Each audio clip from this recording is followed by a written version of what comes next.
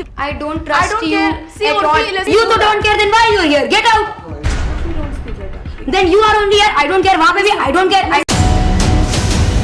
don't follow Islam. You can't throw your religion at me. I'm not a practicing Muslim. I'm an atheist.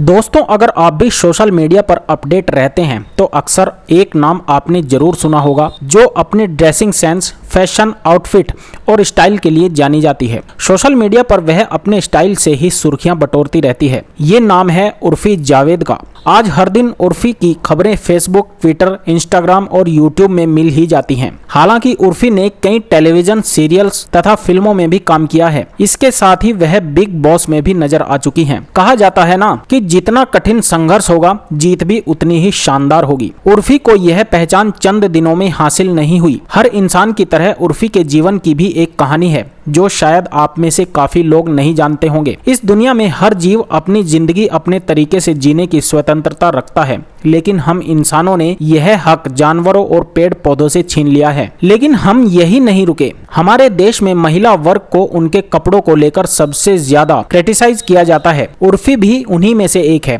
चलिए जानते हैं हर दिन आलोचना, धमकियां और गंदे कमेंट्स को झेलने वाली उर्फी जावेद के जीवन के बारे में कुछ अनसुनी बातें। उर्फी जावेद का जन्म 15 अक्टूबर 1996 में लखनऊ के एक मध्यम वर्गीय मुस्लिम परिवार में हुआ था। उर्फी बचपन में बहुत शर्मीली स्वभाव की थी। उनका परिवार भी बहुत स्ट्रिक्ट था, खास तौर पर उनके पिता इरफुज जावेद। इनके परिवार में कुल 7 लोग थे। उनके माता पिता के अतिरिक्त 2 छोटे भाई बहन, एक बड़ी बहन और एक भाई है। उर्फी की मां का नाम जाकिया सुल्ताना है। इनकी सबसे बड़ी बहन उरुसा जावेद एक बिजनेस वुमेन है जो डिजिटल मार्केटिंग के क्षेत्र में काम करती है। इंस्टा पर इनके भी लगभग 80,000 फॉलोअर्स हैं। इनकी दूसरी बहन असफी जावेद है जो प्रोफेशन से एक ब्लॉगर है। इंस्टा पर उन्हें भी 1,20,000 लोग फॉलो करते हैं। उर्फी की तीसरी बहन का नाम डोली जावेद है जो अपने इंस्टा पर काफी एक्टिव रहती हैं। उर्फी का सबसे छोटा भाई सलीम है। उर्फी को बचपन से ही डांस और एक्टिंग का शौक था। उनका सपना अभिनेत्री बनने का था। उन्हें इस बात का भी एहसास था कि वह अपने सपनों को पूरा नहीं कर सकती, क्योंकि उनके पिता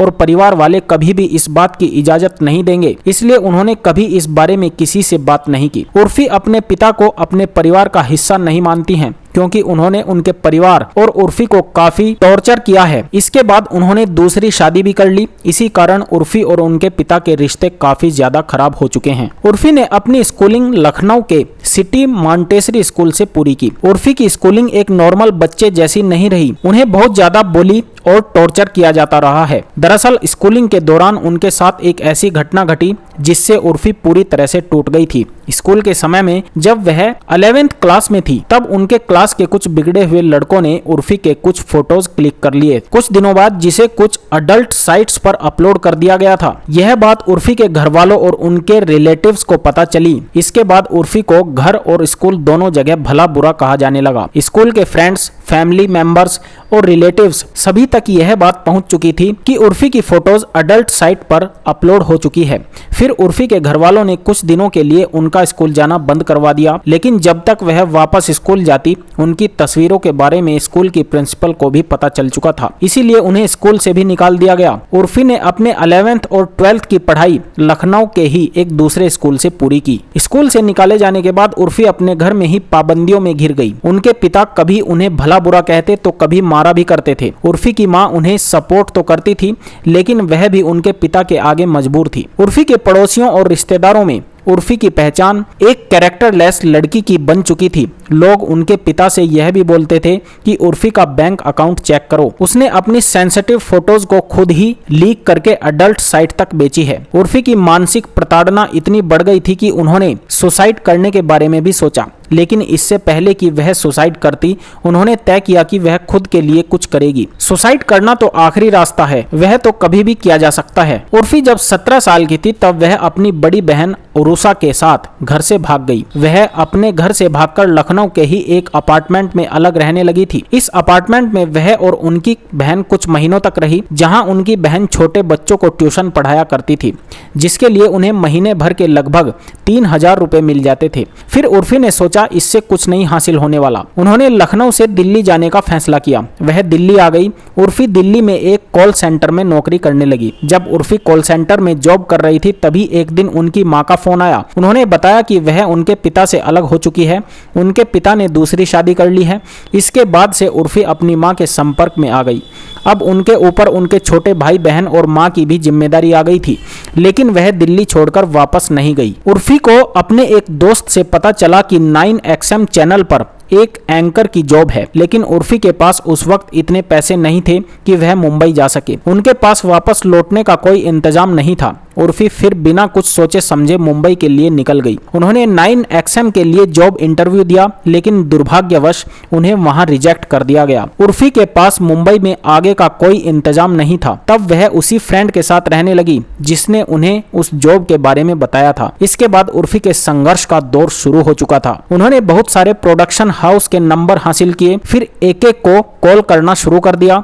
जहां भी उन्हें उम्मीद होती वह ऑडिशन देने के लिए चली जाती थी, लेकिन उनका कहीं भी सिलेक्शन नहीं हो पाया। उर्फी का मानना था कि उन्हें एक्टिंग आती है, लेकिन उनके रिजेक्शन ने उन्हें एहसास करवा दिया कि उन्हें कुछ नहीं आता। लेकिन अब उसके पास पीछे हटने व लौटने का कोई ऑप्शन नहीं था, इसलिए उन्होंने ऑडिशन के साथ साथ खुद पर भी काम करना शुरू कर दिया। काफी समय के संघर्ष के बाद उन्हें एक चैनल बिग मैजिक पर सिर्फ एक दिन का काम मिला, जिसके एवज में उन्हें 2500 रुपए मिले। यह बात साल 2015 की है। यह रुपए उनके लिए बहुत ज्यादा महत्वपूर्ण थे। इसके बाद उन्हें टीवी शो टेडी मेडी फैमिली में कैमियो रोल मिला, लेकिन यह भूमिका भी 2-4 दिनों की ही थी। फिर उर्फी बड़े भैया की दुल्हनिया में एक साइड रोल के लिए ऑडिशन देने के लिए गई। उन्हें इस भूमिका के लिए सिलेक्ट कर लिया गया, जहां से उन्हें थोड़ी पहचान मिलने लगी। उर्फी ने चंद्र नंदिनी, 7 फेरों की हेरा फेरी, बेपनाह, डायन, ये रिश्ता क्या कहलाता है, कसौटी जिंदगी की, मेरी दुर्गा और ए मेरे हमसफर में काम किया। उर्फी को हर जगह साइड रोल ही मिले, जिन्हें वह वास्तव में नहीं करना चाहती थी, लेकिन मुंबई में सरवाइव करने और लाइफ स्टाइल को मेंटेन रखने के लिए पैसों की जरूरत होती है, इसलिए उन्हें यह भूमिकाएं निभानी पड़ी। उर्फी का मानना है कि इंडस्ट्री से उन्हें वह रेस्पेक्ट तक नहीं मिली जिसकी वह हकदार थी। उर्फी ने लीड रोल के लिए भी बहुत कोशिश की, लेकिन उन्हें हर बार रिजेक्शन का ही सामना करना पड़ा। साल 2021 में उर्फी को बिग बॉस OTT के सीजन 1 के लिए इनवाइट किया गया। उर्फी के बिग बॉस में एंट्री के बाद उनके साथ बहुत ज्यादा कंट्रोवर्सी रही। उनके एक दोस्त जिशान से उनकी जमकर लड़ाई भी हुई। उन्हें एक सप्ताह के अंदर ही शो से बाहर होना पड़ा। शो से बाहर होने के बाद वह भी बहुत दुखी हो गई। वह सोशल मीडिया पर रोती हुई भी नजर आई।